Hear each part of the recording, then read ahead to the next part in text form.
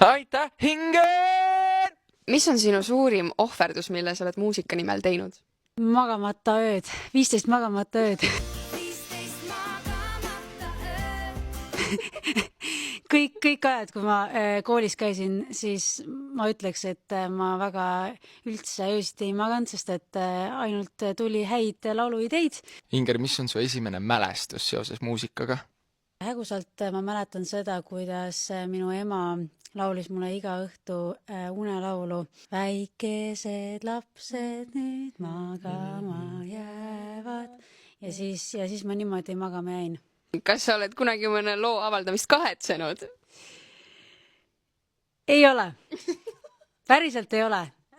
See oli praegu väga siuke kahtlev vastus, aga tegelikult kui tagasi mõelda, siis kõik laulud tulid väga suure rõõmuga välja. Inger, kui sa läheksid üksikule saarele, siis mis oleks need 3 asja, mis sa kindlasti kaasa võtaksid? Ma võtaksin kindlasti kaasa kitarri, siis ma võtaksin mingi hea šokolaadi või mingi snäki ja siis ma võtaksin päikeseprillid. Aitäh, hinged! Selline lõpetas meie saatele Nova. Tšau!